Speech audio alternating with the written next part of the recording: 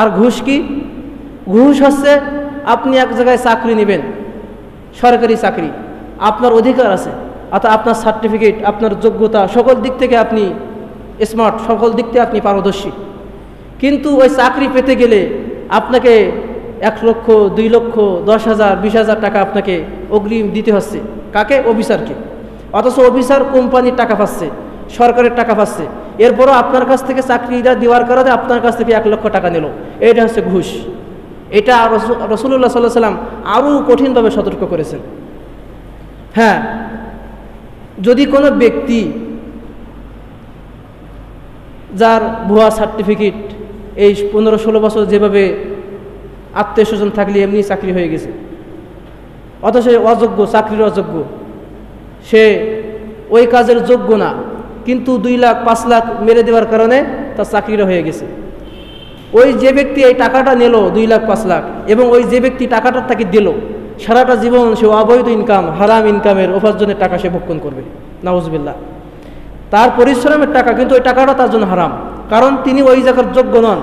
ওই জায়গার যোগ্য ছিল আরেকজন, কিন্তু তার টাকা নেই, এই কারণে তিনি চাকরিটা পেল না। কিন্তু যার টাকা আছে, টাকা মেরে দিয়ে তিনি চাকরি পেয়ে নিলেন। এটা হচ্ছে ঘুষ।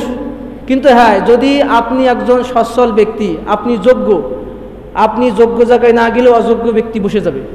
এই কারণে যদি আপনি বাধ্য হয়ে আপনার ভিতর থেকে ঘৃণা করে যদি আপনি কিছু টাকা ওখানে দেন, ওলামায়ে আহলে সুন্নাত ওয়াল জামাতের ফতোয়া হচ্ছে আপনার গুনাহ হবে না, কিন্তু আপনি ওর ভিতরে আপনার ক্ষোভ থাকতে হবে এবং ওর ভিতরে আপনার ঘৃণা থাকতে হবে। কিন্তু যে ব্যক্তি টাকাটা গ্রহণ করলো, ওই ব্যক্তি হারাম খেলো। কিন্তু আপনি যোগ্য ব্যক্তি হওয়ার পরে আপনি চাকরি পাচ্ছেন না টাকা না দিলে, ওই ক্ষেত্রে আপনার টাকা দেওয়া জায়েজ আছে, কিন্তু আপনার ভিতরে ভিতরে ঘৃণা থাকা লাগবে। কিন্তু যে ব্যক্তি, যিনি অফিসার, যিনি চাকরিতে কর্মকর্তা, তাকে যে টাকাটা দিচ্ছেন, ওই ব্যক্তি সারা জীবন হারাম খাচ্ছে। রাসূলুল্লাহ সাল্লাল্লাহু আলাইহি ওয়াসাল্লাম এই হাদিস, এই মাসালা তিরমিজি শরীফের 3580 নম্বর হাদিস, আবু দাউদ শরীফের 1336 নম্বর হাদিস, ইবনে মাজার হাদিসের 2313 নম্বর হাদিস। এই হাদিসগুলিতে স্পষ্টভাবে আল্লাহ রাসূল সাল্লাল্লাহু আলাইহি ওয়াসাল্লাম বলে দিয়েছেন যে কোনো যোগ্য ব্যক্তি যদি যেখানে চাকরি না পায়, তাহলে যদি এমন পরিস্থিতি থাকে যেখানে টাকা দিতেই হবে, তাহলে ওই ব্যক্তি টাকা দিয়ে জায়েজ আছে, কিন্তু তার ভিতরে ভিতরে ঘৃণা থাকা লাগবে। কিন্তু যে ব্যক্তি এই টাকাটা নিচ্ছে, সেই ব্যক্তি হারাম খাচ্ছে। এটা হচ্ছে ঘুষ। তাই এই সুদ আর ঘুষের মধ্যে কয়জন আমরা মুক্ত আছি এর থেকে? আমার মনে হয় না যে এমন কোনো ঘর নেই, এমন কোনো বাড়ি নেই যে এর সাথে জড়িত আছে।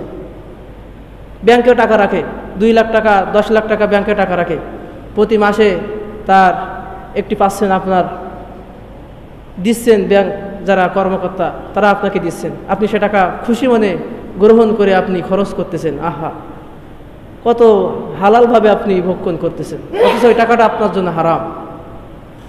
সোনালী ব্যাংক বলেন, রূপালী ব্যাংক বলেন, যে ব্যাংকে আপনি টাকা দেন আপনাকে লাভ দিবেই। আপনি এই যে লাভটা নিচ্ছেন, এই লাভটাই আপনার জন্য হারাম। এই লাভটা আপনার জন্য সুদ এবং ঘুষের গণ্য হবে।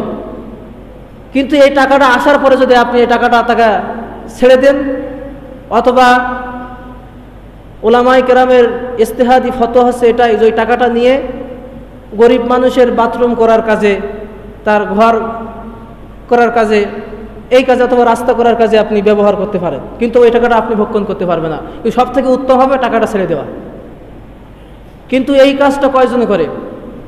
ব্যাংকে তো টাকা রাখে, এটা ভিন্ন, কিন্তু মানুষ আমানতের বিপদে পড়ে টাকা ধার চাচ্ছে, ওই ব্যক্তিরও বিপদের সম্মুখীন করে তারপরে জুলুম করে কি, যে 1000-100 টাকা অথবা সপ্তাহে 1000-100 টাকা তোমাকে দিতে হবে। আহা, যে ব্যক্তি কত মাজলুম হয়ে তোমার কাছে হাত পেতেছে, আর তুমি সেই ব্যক্তির মাজলুমের সুযোগ তুমি ভোগ করতেছ। কিয়ামতের দিন আল্লাহ তাআলা আমাকে পাকড়াও করবেন যদি এই কাজ আমরা করে থাকি। আর সুদ যে ব্যক্তি দেয়, যে ব্যক্তি নেয়, যে ব্যক্তি সাক্ষী থাকে, যে ব্যক্তি লেখে, সকলেই একই দোষী।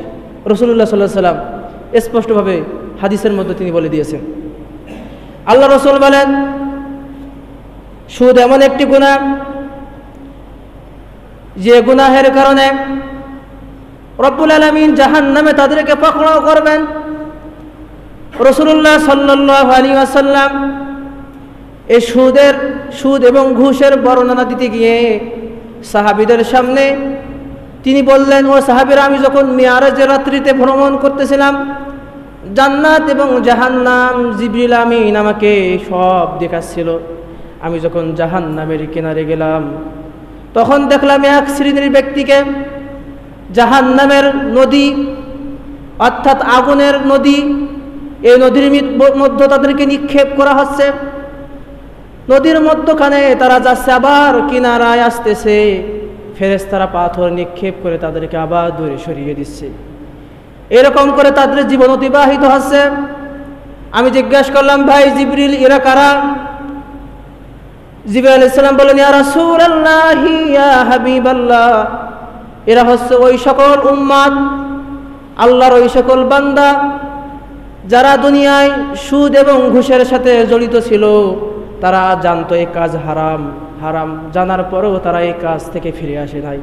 এই কারণে রব্বুল আলামিন কিয়ামত পর্যন্ত তাদেরকে এই জাহান্নামের নহরে আল্লাহ তাআলা তাদেরকে নিক্ষেপ করবেন এবং কিনারায় আসবেন, আবার ফেরেশতারা পাথর নিক্ষেপ করে আবার দূরে সরিয়ে দিবেন। এরকম করতে করতে কিয়ামত সংগঠিত হবে। এই কথা বলার সময় রাসূলুল্লাহ সাল্লাল্লাহু আলাইহি সাল্লাম সাহাবীদেরকে বললেন, ও সাহাবীরা, সুদ এবং ঘুষ কত বড় গুনাহ তোমরা কি জানো? আব্দুল্লাহ ইবনে মাসউদ রাদিয়াল্লাহু তাআলা এই হাদিসটি বর্ণনা করেছেন। হাদিসটি ইবনে মাজার হাদিস। রাসূলুল্লাহ বলেন, যে ব্যক্তি সুদখোর এবং সুদ গ্রহণকারী এবং সুদী কারবারির সাক্ষী এবং যে ব্যক্তি এই সুদের সাক্ষী হয়ে লেখে, ওই ব্যক্তি একই দোষী। অর্থাৎ চার ব্যক্তির কথা রাসূলুল্লাহ এখানে বলেছেন।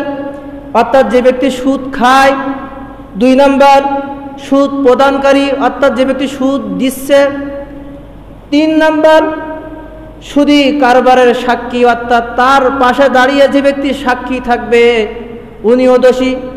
4 নম্বর রাসূলুল্লাহ বলেছেন, যে ব্যক্তি এই সুদের লেনদেনের সাক্ষী হিসেবে যিনি লিখবেন তিনিও একই দোষী। এই 4 শ্রেণীর ব্যক্তিকে রাসূলুল্লাহ সাল্লাল্লাহু আলাইহি সাল্লাম একই দোষীর কাতারে তিনি দাঁড় করিয়েছেন। সেজন্য সাহাবীদেরকে বললেন, ও সাহাবীরা, সুদ কিন্তু কোনো সাধারণ গুনাহ নয়। পৃথিবীতে এমন কোনো গুনাহ নেই যে সাক্ষীও এই কাতারে শামিল হবে, কিন্তু পৃথিবীতে একটা মাত্র গুনাহ, যে গুনাহ যে মানুষ দেখবে, এই সাক্ষী যে থাকবে, এই টাকা যে দেবে, এই টাকা যে নেবে, যে লিখবে, সবাই একই দোষী। সুতরাং এই দোষ থেকে বাঁচতে হলে সুতরাং এটা বর্জন করতে হবে।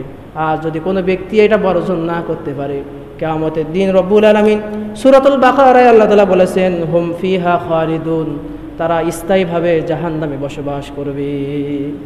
নাউজুবিল্লাহ।